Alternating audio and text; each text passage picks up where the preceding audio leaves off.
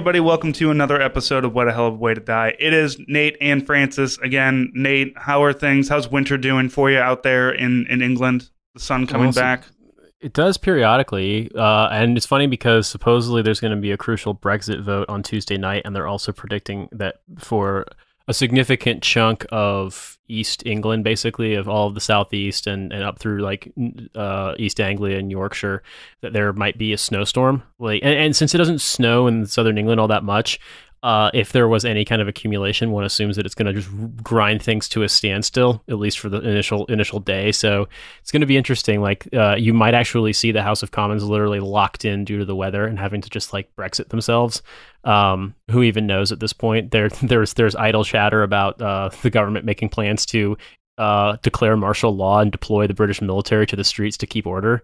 So, needless to say, this might be, we might be doing a Is It Fascist? Children of Men, the real life version with me as your reporter / bullet dodger instead of the beautiful, beautiful man that Clive Owens is.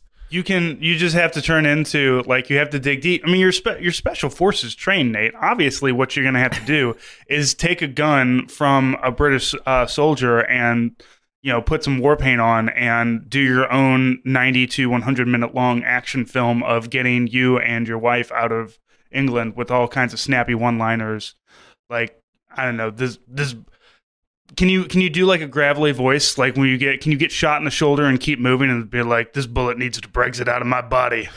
Listen, Cupcake, if I don't declare Brexit every 15 minutes, my heart will literally explode. Oh, there you go. You can do it. No, yeah, a gravelly British sass accent. No, I'm doing Jason Statham, and the only reason I can even barely do that accent, and of course I get ripped on for trying British accents whenever I'm on my other show, is because my other show, they're obsessed with constantly revisiting Jason Statham as a joke, and so the Crank series, in which he has to constantly get like electrocuted in order to stay alive. And so, yes, coming up with new ways for Jason Statham to like require a really obscure and insane thing to happen to him on a regular basis. So it's like, if Jason Statham doesn't declare Article 50 every 15 minutes, his heart's going to explode. So yeah, it's just weird. I will say, like, bringing it to our content, it's interesting to see just how much you think you know about a place's politics, and then when you go there, you come to realize that a lot of what you're getting is a very fanciful interpretation.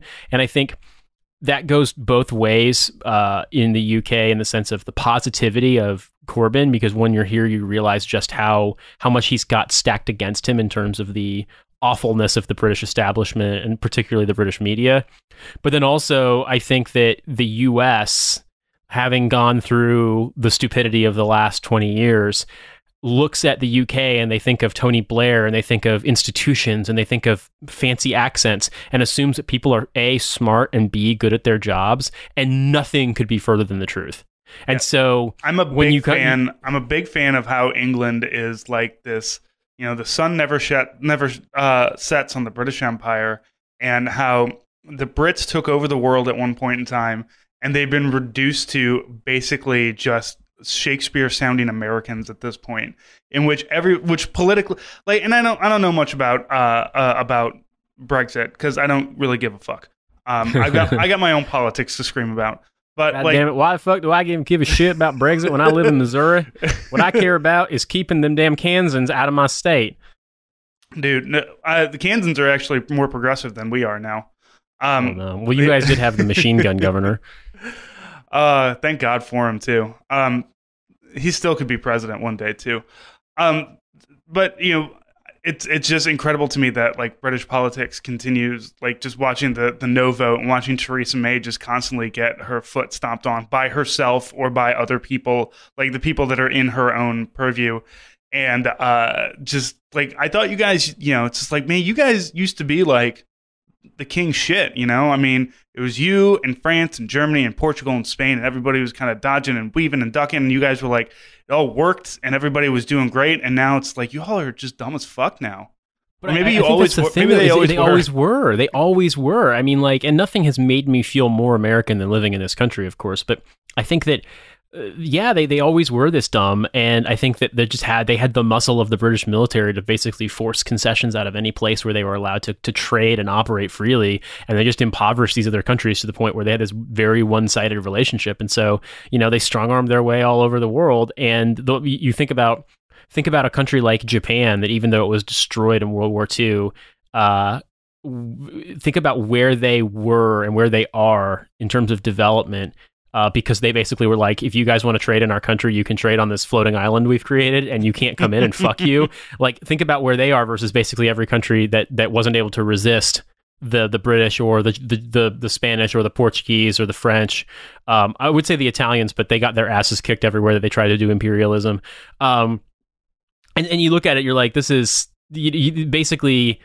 It was just a massively one-sided affair for so long, and yeah, living here has made me feel really way more American, and B has made me realize that the fact that Britain used to run the world and the fact that the world is fucked beyond repair is those are very related things.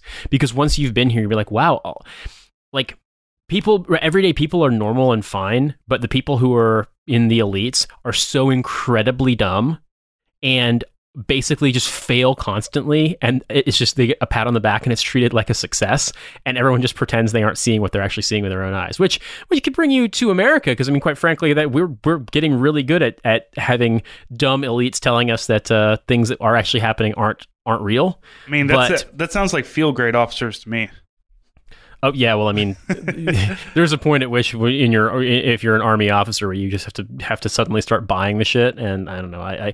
It comes at different points in people's careers, and I left before I had to become the salesman of it. But respect to anybody who can maintain their mental stability and do that, because Lord knows I couldn't. Yeah, when you become a major, you either have to have a conversation with yourself, or you got to really fucking lean into it, and those are the only two options. Because anybody that's like an 05 or above. Like, did you see the WTF Army thing where like they used to have a card scanner to get onto base at Fort Carson, and then now they don't because some 06 colonel got mad that a private didn't come out and salute him every morning. So now all the officers have to get saluted in the morning. Phenomenal. That is such an 06 thing. That is such a colonel. That's such a feel great fucking thing. And that dude's going to be a 2-star one day. I guarantee it. Oh, of course. No, yeah, that's the kind of thing you do when you know you're headed for the stars, right? But I don't know. I bring it back to the overall point. I think that you can fool yourself into believing that because British people make a show of these, and particularly the upper class, the elites make a show of these kinds of like forms of refinement, and they have all of these really fancy sounding institutions giving them, certificates of smartness, basically, that they are smarter and better and things run better. But I really do think that you just like in America, this place is run by complete morons. And the only difference is, I think people would put up with less than Americans put up with, in the sense that infrastructure breaking the way that it does in America, there would be a massive strike in this country. And who knows, maybe America's going to get there, because I mean, fuck, there was industrial action this week. There was organized labor action this week. There was flight attendants and air traffic controllers mobilizing to strike, shutting down LaGuardia Airport, and then soon enough, wet fat baby had to concede and is now rage shitting on his golden toilet. Yeah, I think one of the biggest problems is that people in America think that like their only exposure to British politics is through television, as is like how we learn everything in America. So they watch things like Downton Abbey, and they're like, well, look how fancy and stuffy they are. And it's like, yeah, I grew up watching Red Dwarf and Mr. Bean, and like those two things are way more in like what British people are. Mr. Bean is just like a dipshit that runs around and like manages to not die.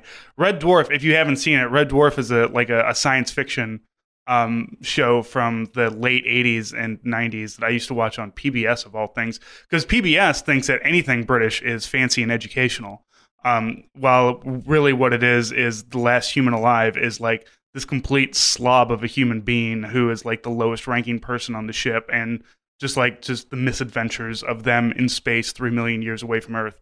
So that was how I learned about British people, and that's why I hold no like like watching James Bond or Downton Abbey or any of the other bullshit that comes out of Britain, be like, oh, this, I'm not affected by British propaganda because I know who y'all are. So, Francis, you and I both have a policy that we only bring on experts to talk about Syria because we don't want to. If you look at Syria too long, your eyes cross and you go insane. But Venezuela is also a hot topic in a similar sense because there's absolutely some bad stuff happening right now. But at the same time, you can also go insane if you get too into it. And neither one of us are experts on Latin America. I do speak Spanish, kind of, but I do not want to purport myself to be an expert on South America in general or Venezuela in particular whatsoever. However, right, we certainly have talked about the thing that we are kind of experts in, which is military interventionism in Latin America, which or other countries, any country on earth. Yes, we are quite, right. We are quite. So I mean, we definitely have talked about that before in respect with Nicaragua and the fruit companies and how just everything, Contras, Iran Contra, just everything that we do. So I feel like in a way we are somewhat qualified to speak on some parts of Venezuela, but we do want to put that big disclaimer that we do understand that we are two white American dudes who have never been to Venezuela. Like the closest we've been is we've both been to Honduras, which is not in any way, shape, or form the same thing. So or close for that matter. I've been to Argentina too, so I have actually been to South America, but Argentina is not close to Venezuela. My cousin actually lived in Venezuela for like 6 months when she was in college, which was really interesting to me because I don't know what the hell she was doing there. She's not particularly leftist at all, but she lived in some middle of nowhere part of Venezuela for like a medical thing. I'd have to ask her actually, but anyway, I will say this much. Venezuela has an enormous amount of oil reserves. Venezuela has also been governed by a socialist government, which was led in revolution by Hugo Chavez. The U.S. tried to support a coup against Chavez in 2002. It failed. Chavez died. His successor was Nicolas Maduro. Maduro has been a bit of a, how do we phrase this? Venezuela has been suffering both from capital controls and sanctions against it, and also the fact that oil has been at very, very low prices. And since the Venezuelan social state is sponsored entirely by oil money, like oil funds the government's budget, obviously they have been in crisis there, and you've had situations like hyperinflation and goods shortages, people leaving the country. You've also have a regime that is popularly supported by a significant number, by based on at least responses to the electorate, a majority of people. However, you also have a lot of dissident voices, many of whom are wealthy, many of whom didn't like Chavez, many of whom fled Chavez and now live in Miami or in Spain or elsewhere in America. And so there's a lot of information, there's a lot of disinformation. But the thing that we want to focus on is the fact that in recent months, Venezuela had an election. The opposition party refused to participate. They boycotted the election. The Maduro's party won. Now, the opposition is claiming that the elections were illegitimate, although observers from a variety of groups, to include the Jimmy Carter Center, observed the elections and said they were in fact legitimate. They were not ballot stuffing, etc. Yeah, it's not illegitimate just because you didn't show up. You just didn't show up. Exactly. And so what has since happened is that there is, much like what happened in Honduras, there is contention about the government convening a constituent assembly which would allow them to rewrite the Constitution. And there's been lots of back and forth, which I don't understand and don't pretend to be an expert on. What I do know is Mike Pence, Tom Cotton, and a bunch of fuckheads have gotten together in a room and talked about some shit, and they've decided to recognize Juan Guaido, the opposition leader, as the actual president of Venezuela. And then some weird shit started happening. Like, Nicolas Maduro's blue checkmark got taken away by Twitter and it got given to Juan Guaido. Similarly on Instagram. And the EU, Canada, a number of other places have recognized Juan Guaido as the valid president of Venezuela, although he did not run for election. Like, his party boycotted the elections. Anyway, I don't want to open us up to like nitpicking bullshit, but I guess the point here is that we saw two big things. First of all, the government making official declarations that it wants someone else to be in power. This is America's government saying, we recognize an opposition figure. The current president is illegitimate. America seeking similar motions from its allies and partners. And then the president appointing a famous veteran of Central and South American conflict, Elliot Abrams, a guy who helped to, let's just say, give direction and leadership to policies that led to mass killings across Central America in places like El Salvador, Guatemala, Nicaragua. He's back. He's back on his bullshit, just like we're apparently back on our early 80s bullshit when we supported the Contras and we supported the Guatemalan military government and every bad thing you can possibly imagine in that region. So what this sounds like is, oh yeah, we also forgot that Nicolas Maduro's government gave the U.S. 72 hours to vacate its diplomatic establishment, its diplomatic facilities in Venezuela. And the U.S. says, no, you're not the legitimate president, so we won't comply. Absolutely. So as phenomenal. we call this, doing a Benghazi to own the libs. Yeah, we're like I don't. We're being so obvious about it this time. Like yeah, this is time around, like the same shit with Trump. They're always saying the quiet part loud. It's like on super. It's like the speed run version. You know, like there's no subtlety. Yeah, Marco Rubio has been fucking just bonered up for sending an aircraft carrier down there, too. One of his tweets, biggest buyers of Venezuelan oil are Valero Energy and Chevron. Refining heavy crude from Venezuela supports great jobs on Gulf Coast. For the sake of these U.S. workers, I hope they will begin working with the administration of the president, how do you pronounce his name again? Juan Guaido. Yeah, President Guaido, and cut off illegitimate Maduro regime. So Maduro's been in power for a long time. We've been buying oil from them. What the fuck is the difference here, other than like obviously just boned up for war and wanting to? I don't know. Like Venezuela hasn't stopped selling us oil, and I mean the other thing is that this is so goddamn obvious. Like from everybody, because I'll tell you right now, there was a coup attempt in the African country of Gabon like 3 weeks ago. We didn't do anything about that. You know why? Motherfuckers ain't got oil. And I hate to always bring it back to that, fucking obvious conspiracy theory, but it's also very obvious what we're doing. It's very obvious that the whole purpose of this is to, one, as I pointed out on Twitter a while ago, the only place that we can do regime change and not get our asses stomped in at this point is South America. Like, this is the only place that we can, like, kind of make it happen because it's, I don't know if South America has if various countries in there just have a ready-made, like, right-wing fascist group to always take control, kind of like, in Brazil. But we're just ready to do this, with no cause or anything. And of course, like you're seeing plenty of protests from Venezuela, who's like, I don't just stop. This isn't your shit. We don't, but obviously, like I think Canada beat us to the punch of recognizing Guaido as the president. And then, we get the back and forth between the different players, like Turkey and Russia are both backing Maduro, and they're, Turkey and Russia are quote enemies, and so whoever they're backing has to be bad. It's like, I don't, do we really have to do another fucking proxy war in a brown country somewhere? I mean, apparently yes, because that's what we do, because nobody's got the balls to like actually go in and go toe to, Russia and America will never go toe to toe. I will call that right now, other than through proxy wars. Like anytime that American citizens or American soldiers kill Russian soldiers or vice versa, there will always be a, whoops, that was an accident. Sorry, I didn't see you guys over there. There will never be a force on force because nobody's got the fucking balls to do it. All they're going to do is do it through things like Venezuela or Syria, where we can just murder the shit out of millions of people, displace millions of people, and then tell them, no, you can't come into our country. Go fuck yourself. Why don't you stay in your country and fix it up while we're like continuously bombing them?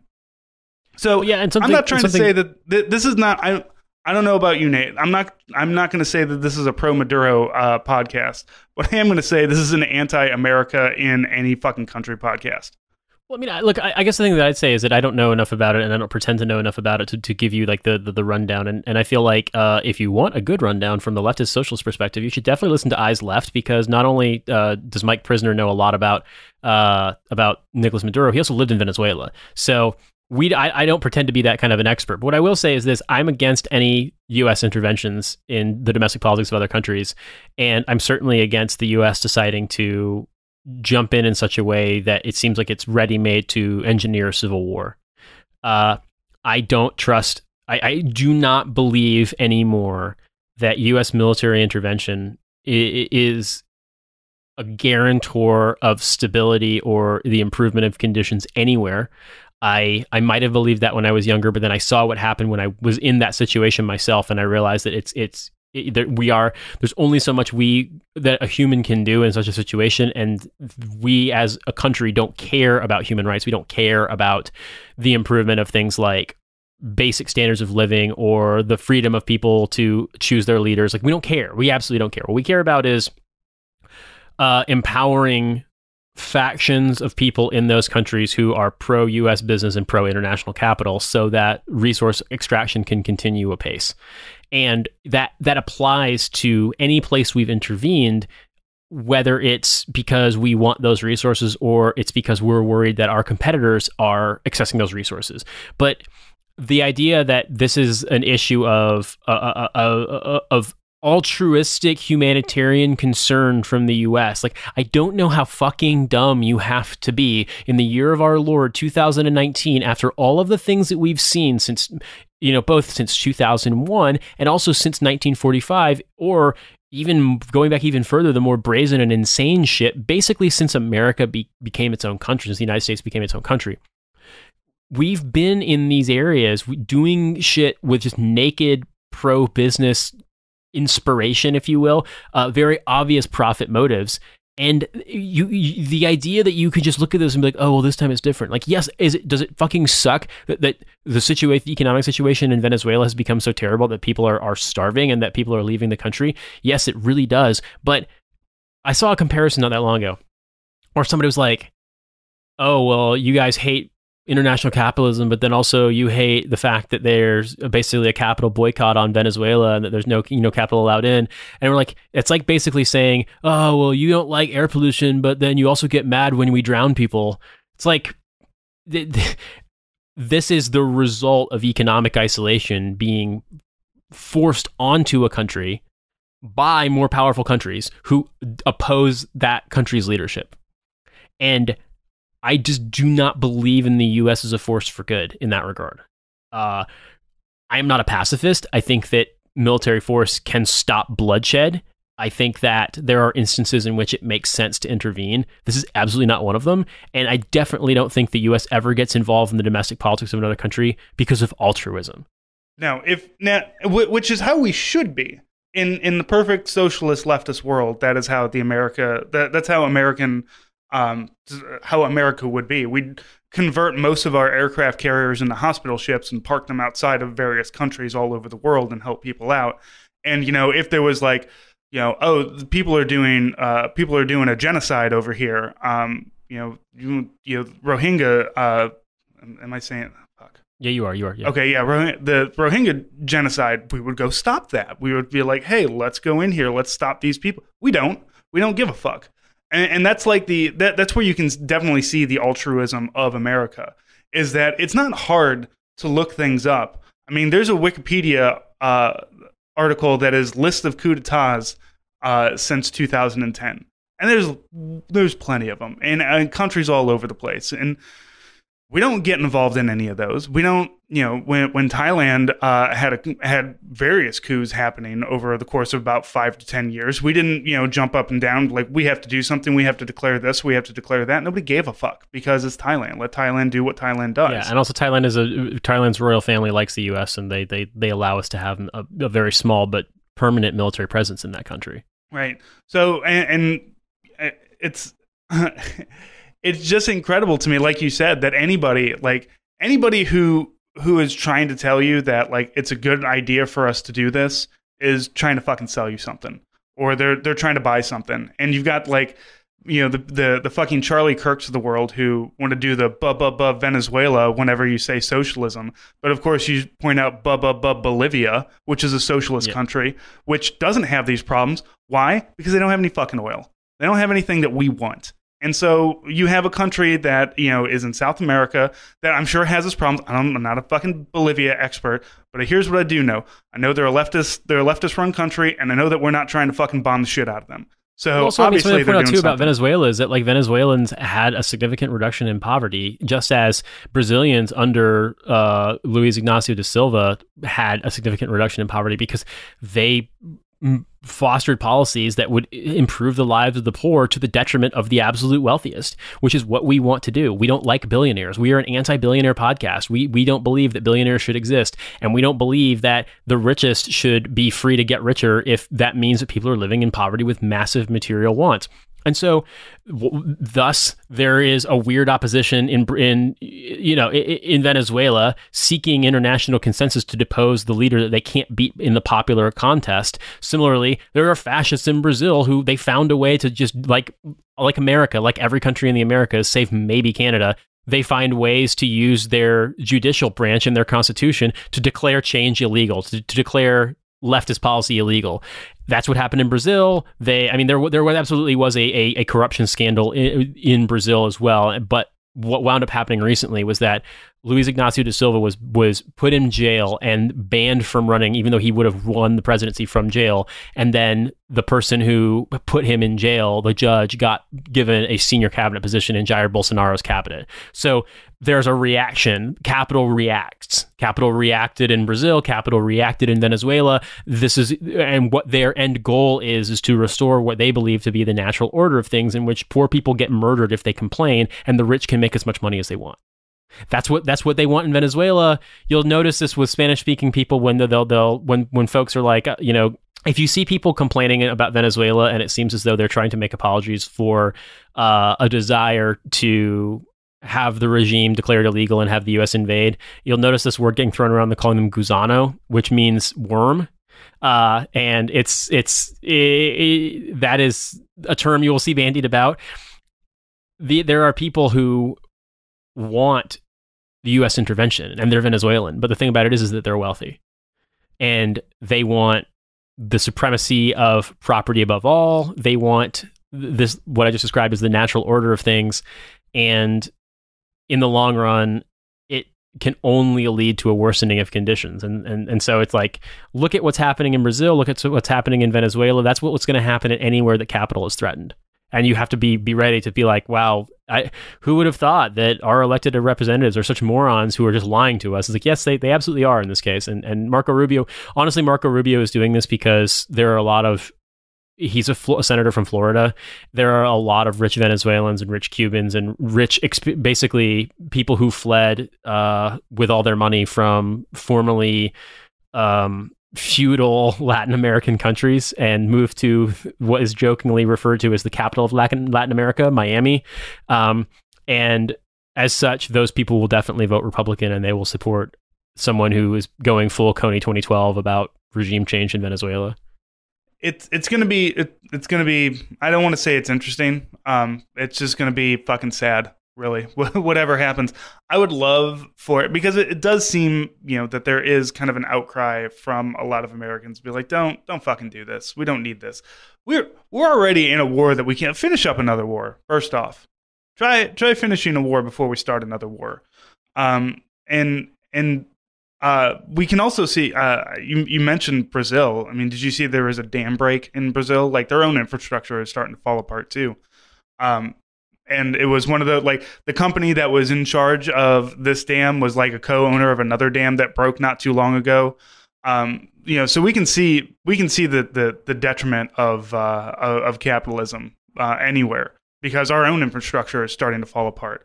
We are one natural disaster away from this country fucking falling into itself. So make sure you stock up on your shotgun shells, boys and girls. No, we're not going to be. I'm not going to be that fatalist about it. Here's hoping, though. So moving on to something that we know a little bit more about, defrauding veterans, something that is a long-time tradition. Outside of any military base, you're going to find yourself a strip club, a tattoo parlor, and a place to get a payday loan with 25 to 80% interest rates on it. So coming from The Intercept from David Dayan, Trump CBF fines man $1 for swindling veterans, orders him not to do it again. Fucking wonderful, wonderful judicial system that we have here. So basically what was happening is, veterans retire or they get a medical, retired or something. And it's like that, when you're homesick from work or whatever, and you're watching daytime TV and you see all those commercials that are like, go to University of Phoenix, or if you're injured and you can't wait for your money, just sign your monthly stipend over to us, and we'll give you a lump sum that will be, just a percentage of what you would owe, but at least you'll get a big chunk of money. So basically, it's that, except for veterans, and it's also that, but also just horribly defrauding veterans. And the guy who is in charge of this, who'd been doing it for 8 years, said, sorry, I don't have any money to pay, and ends up getting fined $1, which is just absolutely incredible to me. Because recently we had Roger Stone get arrested, and we saw every try-hard white Republican do the whole, I can't believe that the FBI would show up to anybody's house with guns drawn to arrest them. Like, what's Roger Stone done? Who do you think this guy is? A guy who sells a half an ounce of weed every year in a little house in Missouri? Right. Of course, it's not hard to go and find, videos of Roger Stone shooting guns and being like, I'll shoot any of my enemies. Like, I would immediately, if I had to arrest Roger Stone, if I had to arrest Roger Stone, I'd bring a fucking gun too, motherfucker. I was going to say, Roger Stone looks like the fucking Penguin from Batman Returns, went on a diet and got a fake tan. Like, he looks like that guy's got to own a gun. Maybe a really long gun like the Joker in the first Batman, but he's got at least one gun in his house. Roger Stone is a guy that, like, I don't know. I want to get a set of calipers on his head, man, because I don't know what the fuck. His head is so weird. His head is so strange. It's a weird slope. I don't get it. I don't understand what's happening there. But Roger Stone likes to dress up like if the Monopoly Man was goth, or like a third stringer villain from everybody says the Penguin. The Penguin was cool. Danny DeVito was good. I think that Roger Stone looks more like, some, like when Spider-Man 10 comes out and they're really scraping the bottom of the barrel for like an enemy for him to go against. They're just like, I don't know, fucking Monopoly Man. There you go. Fucking go for it, Spider-Man. So, it's insane. Yeah. So, and I think Roger Stone was, he was out later that day on, a $250,000 bail, and he can't really go anywhere. But he immediately, what he did was go to Alex Jones and get on the Alex Jones show, which has become like the Alex Jones show has become like the haven for every just sniveling little dipshit on the right. Like Gunfucker Barbie is over there now. Caitlin Mox or whatever. You know who I'm talking. I don't know her name, and I don't give a fuck. Caitlin something. Yeah, fucking whatever. Yeah. And InfoWars has been deplatformed from like a bunch of different places. So it's like that's the place where you go. Like I feel InfoWars is going to be the next like Milo's website where everybody went to, and then they're like, oh, we're actually not getting paid to do this anymore because we can't afford. They're not making enough in like brain pills anymore or buckets of survivalist food, which is the new thing to sell. Which I'm curious, like if ever I got a chance to interview Ben Shapiro, I'd ask him what his returns are on that, because maybe we'll move away from the t-shirt business and start selling MREs online. Yeah, so I mean, more than anything else, this Intercept article I think has one of the most interesting lines, because it mentions something about Mick Mulvaney, famous piece of shit, who has basically gone anywhere he gets sent by Trump. His point is to fuck it up and ruin it. So this is a paragraph from this story. It says, this is not the first time during the Trump administration that the CFPB, the Consumer Financial Protection Bureau, has taken an inability to pay into account to reduce a fine for violations of consumer protection law. Under the previous acting director, current acting White House Chief of Staff Mick Mulvaney, this type of reduction was so widespread that it came to be known as the, quote, Mulvaney discount, unquote. The American justice system rarely treats impoverished defendants with such mercy. So basically, guy gets a bunch of veterans to sign away their VA pensions and pays them a lump sum and then takes their money, which is completely illegal. Even some of the people who were involved knew it was illegal. And they're like, dude, isn't this illegal? And he's like, no, you're just reading the law wrong. He gets charged. The CFPB decides to fine him $1 for having done it over the course of eight odd years. And who knows how much money he made. I'm sure it's a lot, but it's completely illegal. And go figure, if you're a white collar criminal in America like the president, you basically don't get punished. Whereas if you try to sell an eighth of weed to somebody and you get caught by the cops, you can basically go to prison if they want to fuck you hard enough. It's incredible to me that there are still veterans that support this administration. Like, because this is something that wouldn't have happened under the last admin. Like, literally, it's something. This would have been such a fucking like a slam dunk for them to be able to be like, we're these assholes defrauding our American heroes. I mean, don't get me wrong. Like, that's the kind of the CFPB was founded, created under Obama to go after criminals like this and to stop, legal scams from happening. And so, like, this is just red meat to be able to throw something to the base, be like, we're protecting veterans, we're fighting white collar crime. Like, they absolutely would have gone after this hard. And there is an indication in this story that perhaps this guy might have turned, state's witness against other people that were scamming. But even then, finding the guy a fucking $1, like, my God, it's amazing. Sometimes I've been given shit by like conservatives about how quick I am with the guillotine, but no, fuck that. Like, this is one of those, just like, it's so insanely corrupt, and then state's witness, I don't give a fuck. And I'm anti-prison, but also throw this motherfucker in prison for like multiple years. I don't get, like, it's one of those weird things that I have difficulty with prison. Trying to figure out prison reform, but also I want to see this guy like in a 10 by 10 cell for the rest of his life for doing this or something. And you're never going to see it. You're never ever going to see it. You're never going to see Roger Stone. I'm sorry, everybody. Trump's never going to prison. Just like Hillary never would. Just like every politician will never ever go to prison. And if they do, it'll be for like 9 months, and it'll be some club-fed place. It'll be like the Rod Blagojevich treatment. Like, you have to fuck up so many times, and then even then you don't really spend that much time in prison. Yeah. And I think that should be like the biggest, push for anybody in America to demand any kind of change, is that it's so obvious that there's a divide here. And the people who pretend that there isn't, the Kurt Schlichters of the world, who will stand up and say, shit like this shouldn't happen to poor Roger Stone, who's never done a single violent thing. How could, anything like this happen? And of course, it's not hard to find a billion articles about the exact same thing happening to anybody else. Kurt Schlichter's got something to sell, and it's his own fucking gross capitalism. It's his own insane, hatred for anything that isn't the status quo of the rich, the powerful, and really the conservative.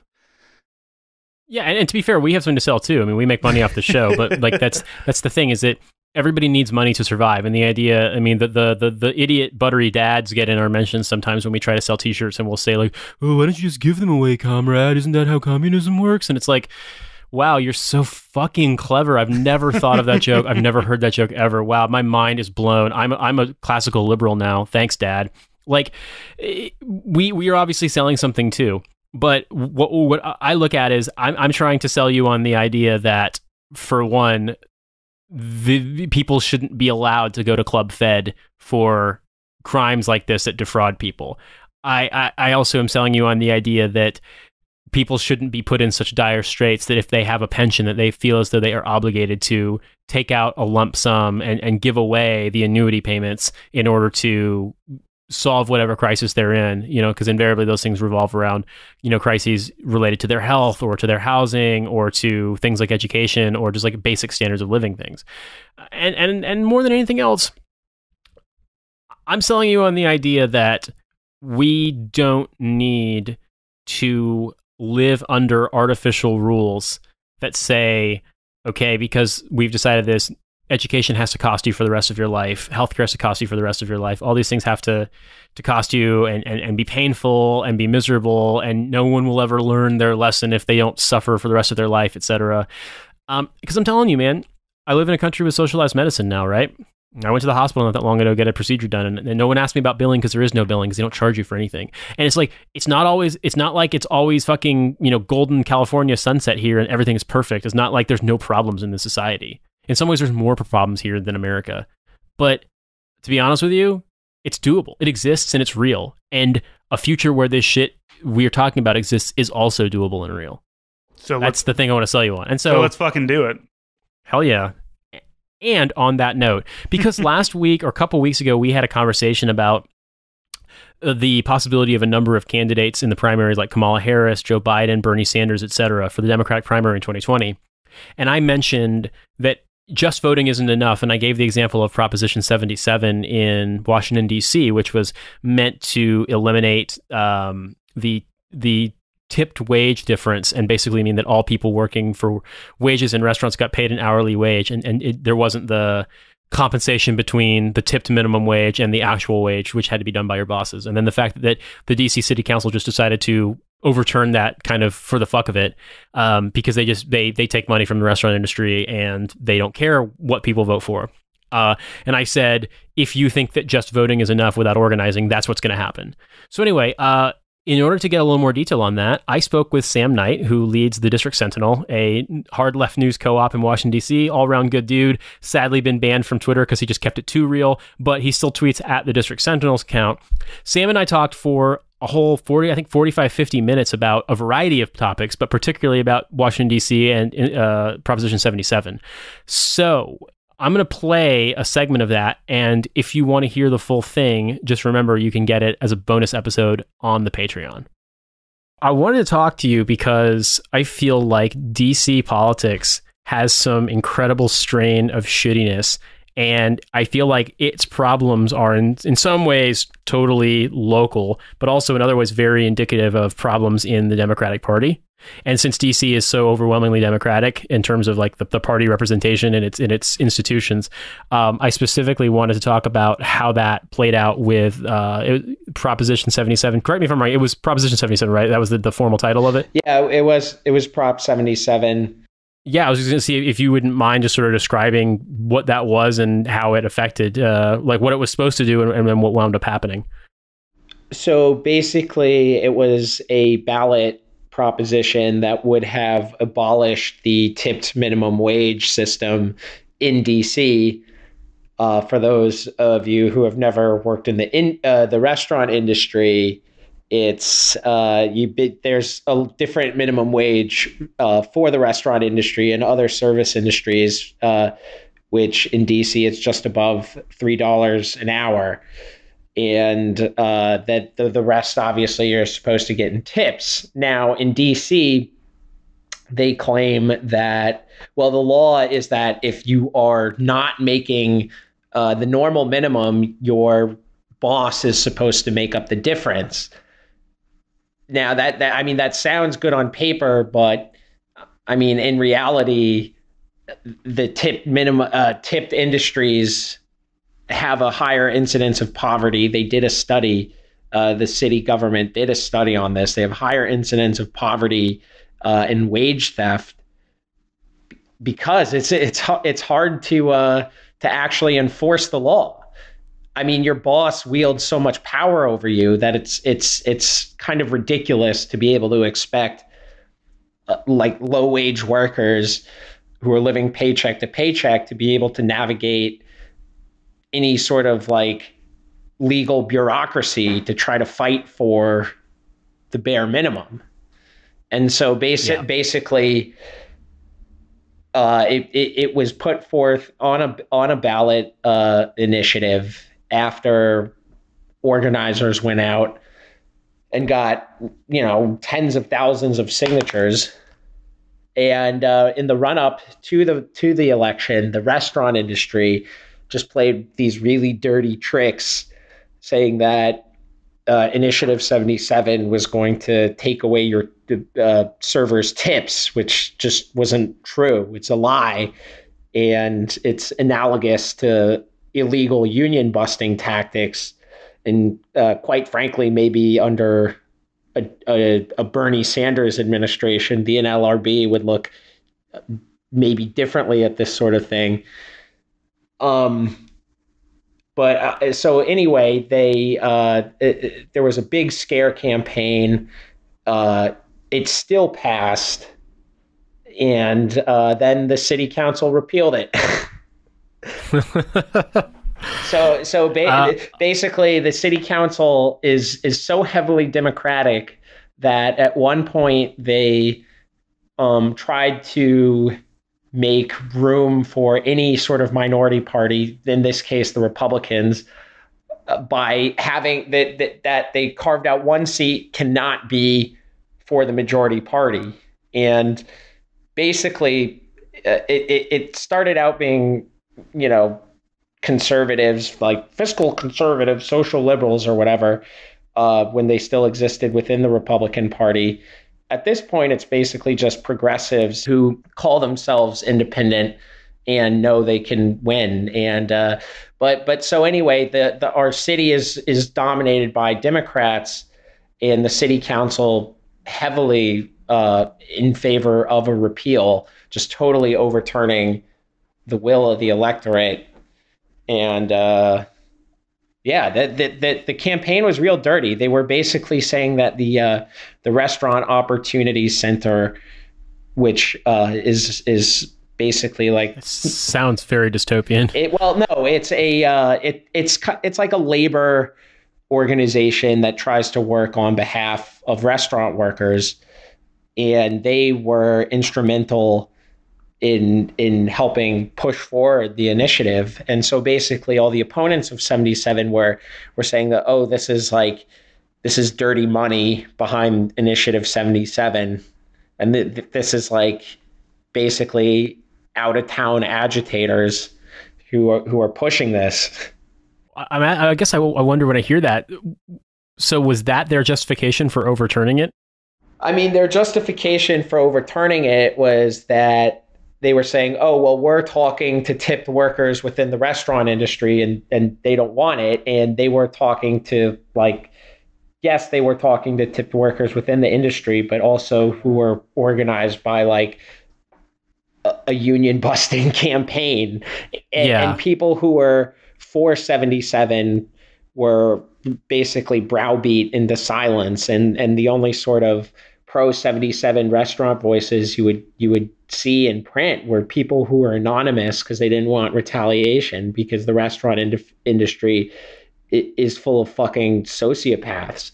I mean, it's sort of like the tech industry. They're like, we don't serve food, we create food, and Jose Andres, who's making a big deal about feeding all these temporary furloughed federal employees and getting a lot of PR for that. He was against 77. He was against the push to get paid leave in DC. He's against every major initiative in DC that would alleviate poverty in an industry that has made him a fucking celebrity.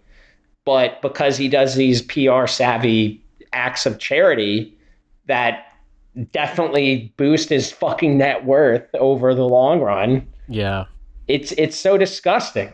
So anyway, yes, DC is full of liberal shitheads who love to sniff their own farts and despise poor people and demand that you fucking listen to them. And they love being able to lord over people and keeping people as desperate as possible to sell their wages. And that's who the Democratic Party is dominated by on the local level. I feel like it here, with some exceptions, but here and in a lot of places around the country. And who knows, maybe we'll see with like the Bernie AOC style phenomenon as it hopefully like plant some seeds. We're gonna see more of these shithead establishment liberals thrown out on their ass on the local level. And so, looking at DC politics, not just through the lens of the Proposition 77 saga, but also just through the way things get done there? Do you feel like there's a takeaway for the problems in the larger Democratic Party? Or do you feel that like this is something that you can only get away with when it's a one-party town? Look, it's hard to say. I've only lived in DC. I don't have a lot of experience like looking at city politics in places where there are actually like two parties competing for power. But certainly on the national level, like just the deep claws of neoliberalism have sunk themselves into the party here in DC is not immune to the wider trend, I guess is what I'm trying to say.